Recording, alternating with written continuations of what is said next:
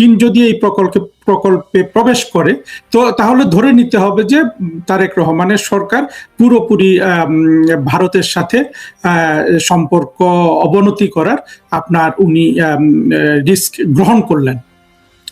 সেখানে ভারত কিভাবে প্রতিক্রিয়া দেখায় সেটাও একটা দেখার বিষয় হবে।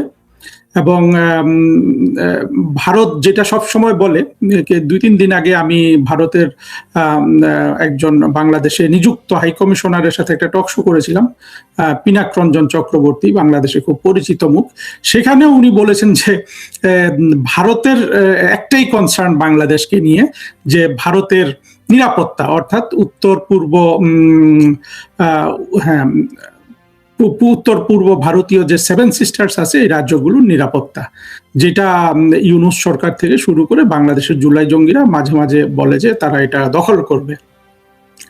এই নিরাপত্তার ব্যাপারে ভারত অত্যন্ত সেনসিটিভ। সেখানে ভারতের সীমানার এত কাছে চাইনিজ একটা প্রকল্প, এটা বাংলাদেশের জন্য কি ধরনের একটা কি বলবো, যে চিন্তা ভাবনাহীন উদ্যোগ, সেটা যারা ভূ রাজনীতি বোঝেন বা ভারতের সেন্টিমেন্ট বোঝেন, চীনের সেন্টিমেন্ট বোঝেন, বর্তমানে আমেরিকান যে প্রচেষ্টা চলছে বাংলাদেশে, সেগুলোর আলোকে এটা দেখতে হবে। এবং ভারত এর প্রতিকূলে, অর্থাৎ এই ব্যবস্থা বাংলাদেশ নিলে, তারেক রহমান টাকার জন্য চীনকে এখানে প্রকল্প করতে দিলে ভারত বিপরীতে কি কি করতে পারে, এগুলো খুব খোলামেলা বলা যেতে পারে, বাট সেটার দরকার নাই। আমি মূল যে কথাটা বলেছিলাম, যে বাংলাদেশ ভারতের যে পানি বন্টনের যে সমস্যা, সেটার আসলে চূড়ান্ত সমাধান কি। প্রথম কথা হলো, এইখানে চীনকে এই প্রকল্প দেয়া, এই সমস্যা বাংলাদেশ ভারত পানি বন্টনের, জল বন্টনের যে সমস্যা, এটাকে অনেক বেশি জটিল করবে এবং প্রায় অসম্ভব করে ফেলবে। এবং বাংলাদেশকে ভারত এরকম কিছু হলে ভারত নানানভাবে নিজেদের মধ্যে আরো যে 54টা নদীর মধ্যে আরো যে 53টা নদী আছে, সেগুলোর পানিকে ম্যানিপুলেট করে বাংলাদেশকে অনেক বেশি ক্ষতিগ্রস্ত করবে, এতে কিন্তু কোনো সন্দেহ নেই। এখন আসলে এই তিস্তা প্রকল্পটা যখন থেকে এটা তৈরি হচ্ছিল বা মাথায় এসেছিল, এটা বোধহয় চীনই বলা হয় যে বাংলাদেশকে গিয়ে তারাই এই প্রস্তাবটা রেখেছে, তখন থেকে এগুলো ভালো করে বিবেচনা করার দরকার ছিল। এবং প্রধানমন্ত্রী শেখ হাসিনার যে আওয়ামী লীগ সরকার, তারা কিন্তু রাইট ডিরেকশনটাতে যাচ্ছিল। শেষের দিকে আওয়ামী লীগ সরকার বুঝতে পেরেছিল যে এই প্রকল্প ভারতকে দিয়ে করানোই হলো আমাদের জন্য মঙ্গলতর। এই আওয়ামী লীগ সরকারের এই অনুভবটা যেমন সঠিক ছিল, কিন্তু ততদিনে তো অনেক জল ঘোলা হয়ে গেছে। একদিক থেকে আওয়ামী লীগ সরকার বাংলাদেশের যারা ভারত ঘৃণা, হিন্দু ঘৃণা ছড়ায়, তাদেরকে থামানোর কোনো বুদ্ধিবৃত্তিক চেষ্টা করেনি, অর্থাৎ প্রজ্ঞার সাথে এদেরকে কিভাবে মোকাবেলা করা যায়। এমনকি প্রধানমন্ত্রী শেখ হাসিনা, যে আমি যেটা খুব সমর্থন করি, উনি যে হেফাজতের সাথে যে একটা গুড রিলেশনশিপে ছিলেন, সেইটাকেও কিন্তু কাজে লাগানো যেত। কারণ হলো, হেফাজতিরা এরা কিন্তু ভারতের যে দেওবন্দ মাদ্রাসা আছে, সেই মাদ্রাসাকে খুব সম্মান করে। এবং ভারত এত বড় একটা প্রতিষ্ঠান মুসলমানদের চালায়, যে দেওবন্দ, যেটা খুবই কনজারভেটিভ একটা প্রতিষ্ঠান, ভারত সরকারও এই প্রতিষ্ঠানটাকে প্রজ্ঞার সাথে ব্যবহার করে, অর্থাৎ মুসলমানদের মধ্যে যে জঙ্গি উন্মাদনা এবং রাষ্ট্র ক্ষমতা দখল করতে চাওয়া, এইটা বন্ধ করার কাজে তারা এই প্রতিষ্ঠানটাকে ভারত কাজে লাগিয়েছে। এই ধরনের কোনো প্রমাণ আমি দেখি না। আমি একবার দেখেছিলাম বহু আগে, মানে কোনো একটা ম্যাগাজিনে, যে ভারতের প্রথম প্রধানমন্ত্রী জওহরলাল নেহেরু এই ইয়েতে গিয়ে কি বলে দেওবন্দে গিয়ে উনি বক্তৃতা করছিলেন। তা আসলে হয় কি, যে কোনো ধর্মনিরপেক্ষ মানুষ অন্য ধর্মের মানুষের প্রতি বেশি সহানুভূতিশীল থাকে। নেহেরু সাহেবের সেই সহানুভূতি আমি ওই দৃষ্টিতে দেখি। আমি যেমন ব্যক্তিগতভাবে বাংলাদেশে যারা মাইনরিটি, হিন্দু, বৌদ্ধ, খ্রিস্টান কিংবা পাহাড়ের জনগোষ্ঠী, এদের প্রতি আমি অনেক বেশি সহানুভূতিশীল, এদের যে কোনো সমস্যার প্রতি এবং এদের নিরাপত্তার প্রতি আমি খুবই সংবেদনশীল। এবং আমি মনে করি, ব্যক্তিগতভাবে বিশ্বাস করি, এবং এটা ইউনিভার্সালি সঠিক, যে কোনো দেশে সেই দেশের সংখ্যালঘিষ্ঠ শ্রেণী যদি শান্তিমতো বসবাস না করতে পারে, সেই দেশ আসলে দেশ হয়নি। এবং আমাদের দেশে দেখবেন, বিএনপিরাও বলে, আওয়ামী লীগও বলে একটা কথা, যে এই দেশে কোনো সংখ্যালঘু নেই, সবাই সংখ্যাগুরু। এগুলা হলো অত্যন্ত অর্বাচীনের মতো কথাবার্তা। ফিজিক্যালি যে জিনিসটা আছে, যেমন মুসলমান 90%, হিন্দু এখন 8%, এটা এটা বিরাজ করে না। আর বাংলাদেশে তো সবচেয়ে বেশি বিরাজ করে, যেখানে আমরা প্রতি বছর হিন্দুদেরকে তাড়িয়ে দিচ্ছি ভারতে। তো ওই ধরনের রাজনৈতিক কথাবার্তা বলে আসলে সমস্যাটাকে আপনার ইয়ে করা হয় না, কি বলে, এটাকে স্বীকার করা হয় না। তো স্বীকারই যদি না করি একটা সমস্যার সমাধানটা আমরা কিভাবে করব? যা হোক, বাংলাদেশের এই যে অবস্থাটা আপনার শেখ হাসিনা শেষ দিকে সঠিক পথে এসেও যে তিনি এটা এটা তখন তো জঙ্গি উত্থান হয়ে গেছে, সরকার পড়ে গেল, এটা আর ঠিক মতো করা গেল না। অনেকে বলে যে চীনের হাত ছিল শেখ হাসিনা সরকারকে ফেলে দেওয়ার পেছনে, ভারতের হাত ছিল, মার্কিন যুক্তরাষ্ট্রের হাত ছিল। এখন পর্যন্ত যেটা খুবই প্রমাণিত সেটা হলো যে আমেরিকানরা এই জঙ্গিদের সাথে হাত মিলিয়েছিল এবং আমেরিকানরা টাকা পয়সা খরচ করেছিল। এখন চীন ভারতকে কি করেছিল সেটা নিয়ে অনেক ধরনের জল্পনা কল্পনা হয়। যারা ইউটিউবে যথেষ্ট ভিউ তৈরি করতে চান এবং ব্যবসা বাণিজ্য করতে চান, তারা এগুলা নিজেরা কল্পনা করে করে অনেক কথা বলেন। মানুষ এগুলা শুনে মজা পায় এবং তাদের ইউটিউব দেখে। তবে আমি ইউটিউবে ভিউ বাড়ানোর চেয়ে আমার কথা হলো যে কন্টেন্টটা যেন সঠিক থাকে, যারাই শুনবেন তারা যেন একটা সঠিক ধারণা পান। হ্যাঁ, অনেকে আবার অভিযোগ করেন যে এই আপনার কথা বারবার বলেন আপনি। আচ্ছা, ভিডিও তো আমি এডিট করি না, আমার এডিট করার সক্ষমতা নাই। আমাকে দু একজন এডিট করে দিতে চেয়েছিল, দেখলাম যে ওদের অনেক সময় লাগে। সুতরাং আমি এটা, আপনি এগুলো লাইভ শুনছেন, আমি লাইভটা আটকে রাখি, কারণ আমি শুধু সামনের 1 মিনিট, পেছনের 1 মিনিট কাটার চেষ্টা করি, বাকিটা ভেতরে আমি ঢুকি না। তো একটা লাইভ বক্তৃতা শুনছেন, সেখানে যতটুকু, আর আমি নিজে তো আসলে কথা বলায় পারঙ্গম না। সুতরাং যারা দেখেন তারা ওইভাবে দেখবেন, কন্টেন্টটা দেখবেন এবং যুক্তি দেখবেন।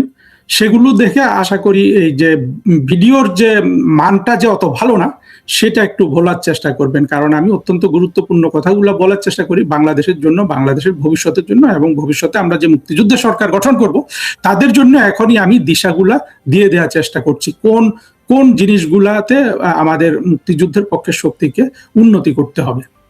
যে কথা বলছিলাম, আপনার এই যে ভারত ঘৃণা, হিন্দু ঘৃণা ছড়িয়ে দেওয়াতে যে পরিমাণ ভারত ঘৃণা, হিন্দু ঘৃণা ইতিমধ্যে হয়ে গিয়েছিল 2024 সালের জুলাই পর্যন্ত, সেই ঘৃণার তো আর মোকাবেলা করা যায়নি। একদিক থেকে ঘৃণার ফ্লাড গেট তো ছেড়ে দিয়েছি আমরা, একেবারে ঘৃণা উৎপাদন করেছি আপনার কি বলে যে জ্যামিতিক হারে 2 গুণের জায়গায় 10 গুণ হয়েছে প্রতিদিন, পরের দিন এটা 50 গুণ হয়েছে। আর এই তিস্তা প্রকল্পের সঠিক ডিসিশনটা আসতে শেখ হাসিনা সরকারকে অনেক ধরনের দোদুল্যমানতার ভেতর দিয়ে যেতে হয়েছে। আসলে ভূ রাজনৈতিক ইস্যু যে কোনো যদি অভ্যন্তরীণ কোনো প্রজেক্টের সাথে জড়িয়ে যায়, এটা শুরু থেকেই কিল করতে হয় এবং সেটা সেই ইস্যুটা আসতেই দেওয়া উচিত না।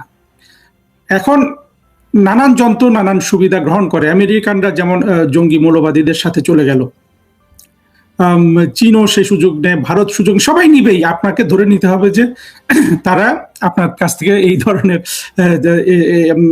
তারা তাদের চেষ্টা করবে। আপনার চেষ্টা হলো এগুলো সবগুলোকে সমন্বয় করা, প্রতিহত করা, নিজের স্বার্থের জন্য যেটা ভালো সেই সিদ্ধান্তটা নেওয়া।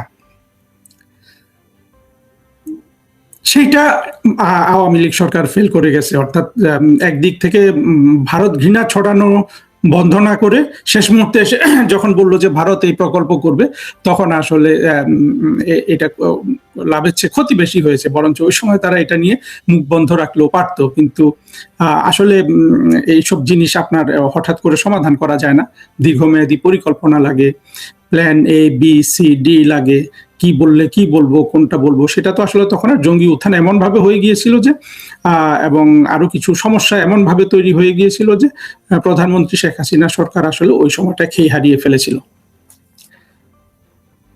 এখন ওই কথাগুলো বলে শেষ করে দেয় যে আসলে কিভাবে বাংলাদেশ ভারত থেকে তার পানির ন্যায্য হিসাব পেতে পারে। দেখুন, আমি বারবার বলেছি বাংলাদেশ ভারতের সাথে দ্বিপাক্ষিক এখানে 2 থেকে 3টা ইস্যু আপনি জড়ো করতে পারেন। একটা হলো পানির হিস্যা, এইখানে ভারত বাংলাদেশকে সঠিক হিস্যা দিচ্ছে না। আর আরেকটা হলো যে সীমান্তে যে মানুষ হত্যা করে, এই হত্যাটা ভারত আমি মনে করি ফিজিক্যালি চাইলে বন্ধ করে, তারা সেটা বন্ধ করে না। আর তৃতীয় একটা সমস্যা, যেটা ভারতের লোকজন যখন বাংলাদেশের ব্যাপারে কথা বলে তারা যেই অ্যাটিচিউড নিয়ে কথা বলে সেই অ্যাটিচিউডটা বাংলাদেশের মানুষ পছন্দ করে না এবং জঙ্গিরা সেটাকে এক্সপ্লয়েট করে। কিন্তু এখন দেখা যায় যে ভারতের, যেমন ধরুন এই যে পশ্চিমবঙ্গের বিজেপি নেতা শুভেন্দু, যিনি মুখ্যমন্ত্রী হতে যাচ্ছেন বলে আমরা জানতে পারছি, অবশ্য তিনি ইলেকশনে বিজয়ী হয়ে তার কথাবার্তা অনেক বেশি সংযত করেছেন, কিন্তু যতক্ষণ উনি ইলেকশন ক্যাম্পেইন করেছেন ওনার অনেক ধরনের কথাবার্তা ছিল আসলে যেটা ভারত বাংলাদেশের সুসম্পর্ক গড়ার ক্ষেত্রে এই মানে ওই ওই ওই ওই ভাবে কথা বলাটা কোনোভাবেই সহায়ক নয়। এই তিন জায়গায় আমরা, অর্থাৎ বাংলাদেশের পক্ষ থেকে মানে বাংলাদেশের মুক্তিযুদ্ধের পক্ষের শক্তি, আমরা ভারতকে এই তিনটা জায়গায় শিক্ষিত করতে পারি। কিন্তু এই তিনটা জায়গা ছাড়া ভারত বাংলাদেশকে অসীম কৃপা করে গেছে গত 55 বছর সব জায়গায়। আপনার এই পানির সমস্যা, এটা কিন্তু অনেক পরোক্ষভাবে মানুষের সমস্যা হিসেবে দেখা দেয়। আবার আপনার সীমান্তে হত্যা, সেটার জন্য বাংলাদেশ তো নিজেকে আগে সংযত করা উচিত। বাংলাদেশ থেকে যাতে মানুষগুলা ওই পারে না যায়, এটা তো মূল দায়িত্ব বাংলাদেশের। যাই হোক, এগুলো বুঝিয়ে তো আর বোঝানো যাবে না এটা। কিন্তু আর আসুক যে সমস্যাগুলো বাংলাদেশের জন্য, যেমন এখন আজকে খবরে দেখলাম যে তারেক রহমানের সরকার ভারতে তেল শোধন করার প্রস্তুতি নিচ্ছে। চিন্তা করেন, বা আমাদের আওয়ামী লীগ সরকার এটা করলে তো দেশ বিক্রি দিয়ে ওরা কত কি করে ফেলতো। এই অ্যাটিচিউড বাংলাদেশের যে আমরা ভারত ঘৃণা, হিন্দু ঘৃণা আপনার ছড়িয়েছি, সেইটা কিন্তু ওই ভারতের ওই ডিসিশনগুলোর উপর প্রভাব ফেলে। তারা আমাদেরকে যে পানির ন্যায্য হিসাতে তারা যে ধরনের ইস্যু তৈরি করে, তারা জিয়ে রাখে ইস্যুটা, আসলে দেয় না পানি তা না, তারা এইগুলোর একটা স্থায়ী সমাধান করে না ভারতের পক্ষ থেকে, বিশেষ করে জলবন্টনের ক্ষেত্রে। কেন করবে? ভারতের জায়গায় আপনি থাকলে আপনি করতেন। এই যে আপনি এখন চীনকে বলছেন যে তারেক রহমানের সরকার তিস্তা প্রকল্প চীনকে করতে দিবে, ভারত যেখানে এত সেন্সিটিভ, তার সেই চিকেন নেক এবং অন্যান্য ইয়েটা বলে, আসলে এগুলো বাস্তবতা বড় কোনো সমস্যা না। সমস্যা হলো প্রতিটা রাষ্ট্র যারা পরাশক্তি হতে চায় বা আঞ্চলিক শক্তি হতে চায়, তাদের মগজে আপনার শত শত বছর ধরে তারা ইন্টারন্যাশনাল রিলেশনসের যেসব গার্বেজ আমি বলি এগুলাকে থিওরি পড়েছে, এই থিওরিগুলো পড়ে পড়ে তো ওদের মগজ ধোলাই হয়েছে। সেই মগজ ধোলাই নরেন্দ্র মোদী সাহেবেরও হয়েছে, শি জিনপিং এরও হয়েছে, তারপরে প্রেসিডেন্ট ট্রাম্পেরও হয়েছে, ইয়েরও হয়েছে, বা প্রেসিডেন্ট পুতিনেরও হয়ে গেছে।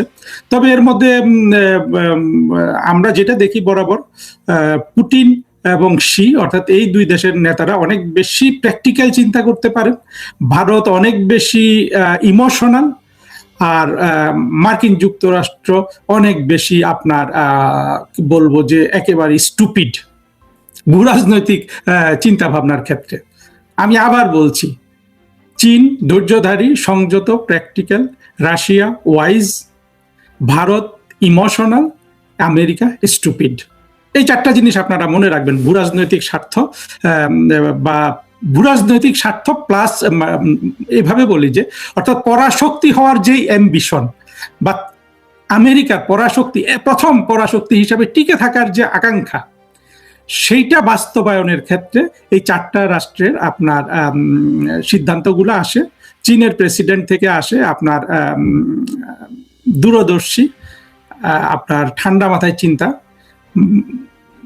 পুতিন সাহেবের থেকে আসে বিজ্ঞ চিন্তা ভাবনা, ভারতের কাছ থেকে আসে ইমোশনাল, আর মার্কিন যুক্তরাষ্ট্রের কাছ থেকে আসে স্টুপিডিটি। তার মানে স্টুপিড যদি আপনি হন, আপনার কিন্তু এই পৃথিবীতে জায়গা নেই। অর্থাৎ মার্কিন যুক্তরাষ্ট্র যে প্রজ্ঞাহীন একটা জাতি, এত শৌর্য বীর্য ক্ষমতা, পৃথিবীতে সবচেয়ে বেশি শক্তিশালী রাষ্ট্র গঠন করার পরেও মার্কিন যুক্তরাষ্ট্র, তারা যেহেতু চিন্তার জগতে আপনার অ্যাডভান্স না, অনেকটা ইসলামিক মৌলবাদীদের সাথে এদের মিল আছে। ইসলামিক মৌলবাদীদেরও চিন্তার মানে ইসলামিক মৌলবাদের মূল সমস্যাটাই তো হলো চিন্তাহীনতা, যুক্তিহীনতা, হঠকারিতা, আত্মঘাতী সিদ্ধান্ত নেওয়া। সেটা মার্কিন যুক্তরাষ্ট্র দেখা যাচ্ছে একের পর এক সেই দিকেই ধাবিত হচ্ছে। ফলে যেটা দেখা যাচ্ছে, এবং সাম্রাজ্যটা গঠনই করা হয়েছে কতগুলো ভুল থিওরির উপর, ফলে এই মার্কিন যুক্তরাষ্ট্র বিশ্বে আর এক নম্বর পরাশক্তি হিসেবে টিকতে পারছে না। এবং আমরা হয়তো এটা একটু বেশি লাগতে পারে, সময় কম লাগতে পারে। ভারত আর চীন যদি বন্ধুর মতো আচরণ করে, যেই যতটুকু বন্ধুত্বের আচরণ রাশিয়া আর চীন এখন করছে, ততটুকু বন্ধু যদি ভারত আর চীন হতে পারে, মার্কিন যুক্তরাষ্ট্র এই মুহূর্তেই পৃথিবীর 2-3 নম্বর শক্তিতে চলে যাবে। অর্থাৎ তার সারা পৃথিবী জুড়ে তার যে আধিপত্য করার যে এখন পর্যন্ত যে ক্যাপাসিটি আছে, এই তিনটা রাষ্ট্র যদি, অর্থাৎ এই তিনটা তো না, ভারত আর চীন যদি অতটুকু আন্ডারস্ট্যান্ডিং এর মধ্যে আসে, যতটুকু আন্ডারস্ট্যান্ডিং এর মধ্যে রাশিয়া আর চীন আছে, তাহলে কিন্তু এই মুহূর্তে মার্কিন যুক্তরাষ্ট্র 1 নাম্বার পরাশক্তি নয়। ফলে এখানে আবার চীনের দূরদর্শিতারও একটু প্রশ্ন করতে হয়, ভারতের তো অনেক বেশি প্রশ্ন করতে হয়।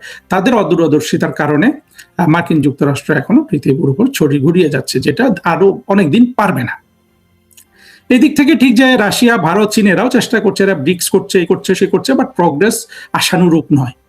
সেখানে এইটা খুবই দ্রুত প্রগ্রেস হয় যদি চীন আর ভারত তারা তাদের যে মানসিক দ্বন্দ্ব আছে সেটাকে যদি সেটেল করতে পারে। আচ্ছা, যা হোক, সেটেল করতে পারুক না পারুক, একটু অন্যদিকে গেলাম। কারণ হলো যে এইসব আলোচনা মার্কেটে অনেক হয়, কিন্তু আপনার আসল কথাটা কেউ তুলে আনে না, সেই জন্য আপনাদের কিছু কথা শুনিয়ে দিলাম। এখন দেখুন, বাংলাদেশে পানি জল বন্টনের আপনি ন্যায্য ভাগ বা ন্যায্য হিস্সা আপনি যদি পেতে চান, তাহলে ভারত বাংলাদেশের যে একটা আদর্শ সম্পর্ক হওয়ার কথা ছিল আমাদের মুক্তিযুদ্ধের মাধ্যমে, কারণ মুক্তিযুদ্ধে ভারতের যে অবদান সেটাকে তো আপনি অস্বীকার করতে পারবেন না। যে কারণে এবং দেখেন, ভারতকে যে স্বাধীনতা বিরোধীরা ঘৃণা করে, এই ঘৃণার আসলে কারণটাও তো অত্যন্ত বাস্তব। এই স্বাধীনতা বিরোধীদের কাছে পাকিস্তানটা কত বড় পেয়ারের একটা রাষ্ট্র ছিল, সেইটা যে ভারত ভেঙে দিল বাঙালিদের, বাংলাদেশের মানুষদের স্বাধীন করে, এই আঘাত এদের আপনার 14 পুরুষ তো ভুলতে পারবে না।